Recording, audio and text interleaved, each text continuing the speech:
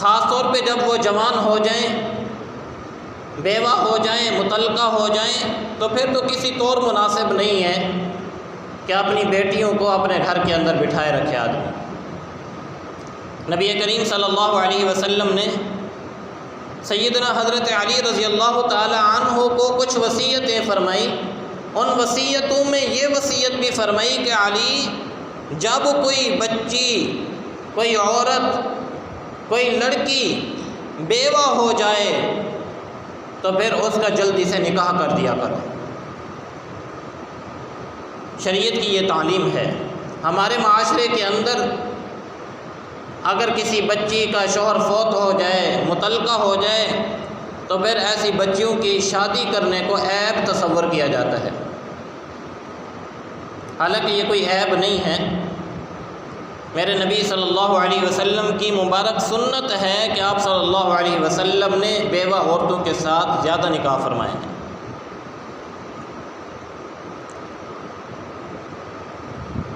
اور خاص طور پہ یہ جو معاشرہ اور حالات اس وقت چل رہے ہیں، گناہوں کا ماحول ہے، گندگیاں ہی گندگیاں ہیں، اور اللہ معاف فرمائے اخبارات آپ اٹھا کر دیکھیں تو بھرے پڑے ہیں، ایسی برائیاں ہیں کہ زبان پر نہیں لی جا سکتی ہیں۔ یقین جانیے انسان حالات اور واقعات پڑھ کے حیران ہوتا ہے کہ کیا ایک سگا بھائی، سگا چچا، یا یہاں تک کہ اللہ معاف فرمائے باپ بھی اپنی بیٹی کے ساتھ غلط کاری کر سکتا ہے۔ اس حد تک حالات گر چکے ہیں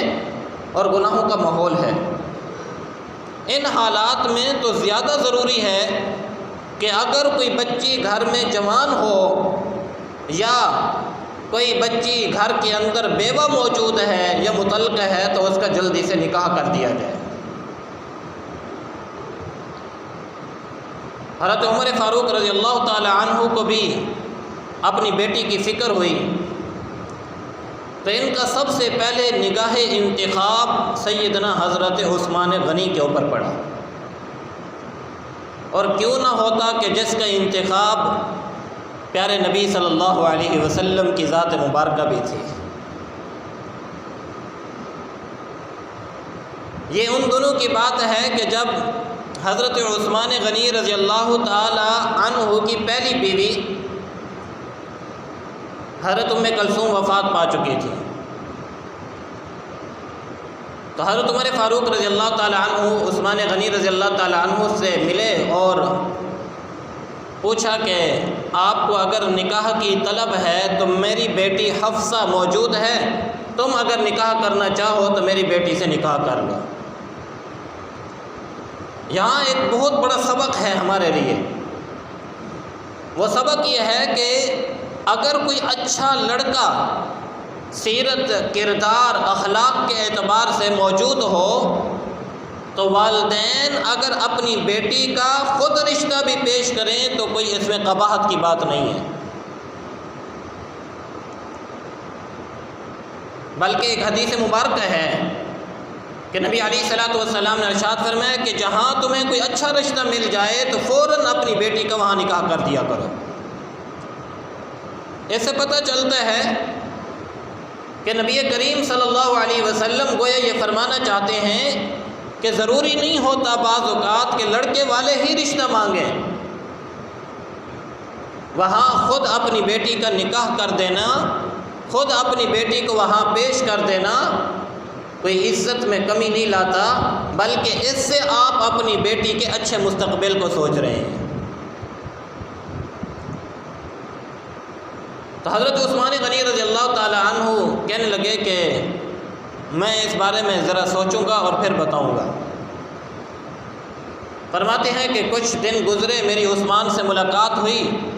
تو حضرت عثمان غنی رضی اللہ تعالی عنہ کہنے لگے کہ میں نے سوچ بچار کی ہے لیکن میں اس نتیجے پر پہنچا ہوں کہ میں فی الحال نکاح نہیں کرنا چاہتا۔ جب عثمان کی طرف سے جواب ہو گیا تو فرماتے ہیں میں سیدنا حضرت ابوبکر صدیق کی خدمت میں حاضر ہوا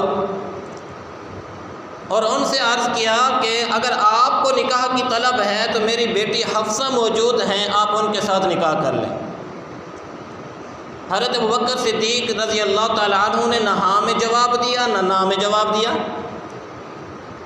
عمر فاروق فرماتے ہیں مجھے اتنا عثمان پہ غصہ نہیں تھا جتنا ابوبکر کے اوپر غصہ تھا کہ مجھے درمیان میں لٹکا دیا کہ نہ کوئی ہاں نہ کوئی نہ۔ فرماتے ہیں کہ کچھ دن تو میں اسی طرح رہا، پھر نبی کریم صلی اللہ علیہ وسلم کی خدمت میں حاضر ہوا